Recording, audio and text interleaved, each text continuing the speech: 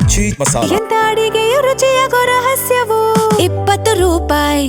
ನಾಳೆಯಿಂದ ಸಂಸತ್ ಮುಂಗಾರು ಅಧಿವೇಶನದ ಹಿನ್ನೆಲೆ ಸರ್ವಪಕ್ಷಗಳ ಸಭೆಯನ್ನ ಕರೆಯಲಾಗಿತ್ತು. ಸರ್ವಪಕ್ಷಗಳ ಸಭೆಯಲ್ಲಿ ವಿಪಕ್ಷಗಳು ಅಸಮಾಧಾನವನ್ನು ವ್ಯಕ್ತಪಡಿಸಿ ಹೊರನಡೆದಿದ್ದಾರೆ.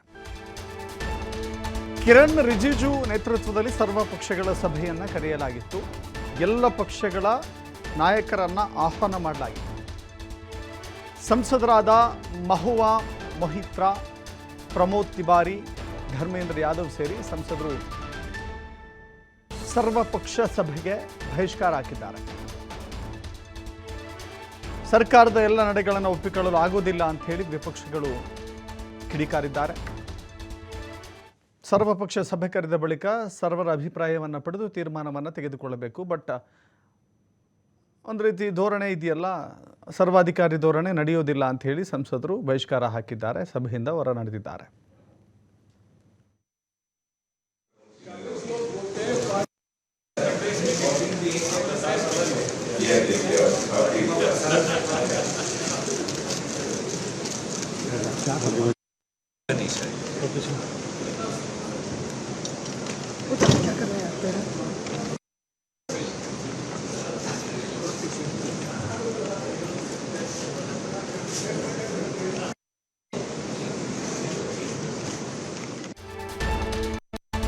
ಕೆಲ ಹೊತ್ತಿನ ಬಳಿಕ ಮತ್ತೆ ಸಭೆಗೆ ಸಂಸದರು ವಾಪಸ್ ಆಗಿದ್ದಾರೆ.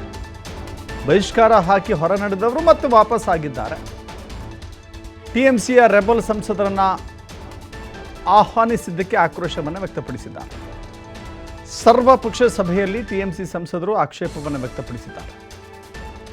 ಪ್ರತ್ಯೇಕ ಆಸನಕ್ಕೆ ಮನವಿಯನ್ನು ಸಲ್ಲಿಸಿದರು ರೆಬಲ್ ಸಂಸದರು.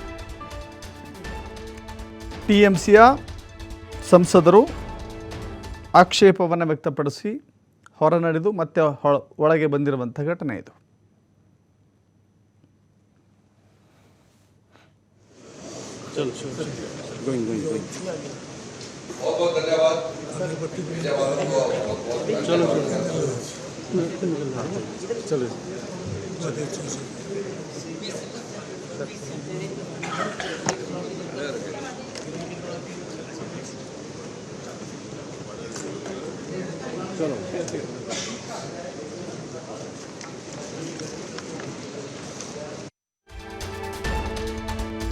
ಲೋಕಸಭಾ ಕ್ಷೇತ್ರದ ಪುನರ್ ವಿಂಗಡಣೆಗೆ ಡಿಎಂಕೆ ಬೆಂಬಲವನ್ನು ನೀಡಿದೆ.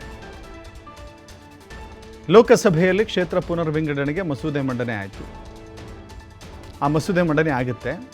ಆ ಮಸೂದೆಗೆ ಬೆಂಬಲಿಸುವ ಬಗ್ಗೆ ಡಿಎಂಕೆ ಶೀಘ್ರ ನಿರ್ಧಾರ ತೆಗೆದುಕೊಳ್ಳುವ ಸಾಧ್ಯತೆ ಇದೆ. ಡಿಎಂಕೆ ಇಲ್ಲಿಯವರೆಗೂ ಕೂಡ ಕಾಂಗ್ರೆಸ್ಸಿನ ಭಾಗವಾಗಿತ್ತು, ಇಂಡಿಯಾ ಮೈತ್ರಿಕೂಟದ ಭಾಗವಾಗಿತ್ತು. ತಮಿಳುನಾಡಿನಲ್ಲಿ ಟಿವಿಕೆ ಭರ್ಜರಿ ಜಯವನ್ನು ಗಳಿಸಿದ ಬಳಿಕ ಕಾಂಗ್ರೆಸ್ ತನ್ನ ಬೆಂಬಲವನ್ನು ಟಿವಿಕೆಗೆ ನೀಡಿ ಅಲ್ಲಿ ಸರ್ಕಾರ ಅಸ್ತಿತ್ವಕ್ಕೆ ಬರಲು ಕಾರಣವಾಯಿತು.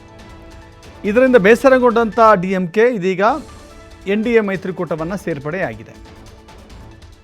ಹಾಗಾಗಿ ಕ್ಷೇತ್ರ ಪುನರ್ವಿಂಗಡಣೆಗೆ ಮೊದಲಿನಿಂದಲೂ ವಿರೋಧವನ್ನು ವ್ಯಕ್ತಪಡಿಸಿಕೊಂಡು ಬಂದಿದ್ದಂಥ ಡಿಎಂಕೆ ಈಗ ಬೆಂಬಲವನ್ನು ನೀಡಲಿಕ್ಕೆ ಮುಂದಾಗ್ತಾ ಇದೆ.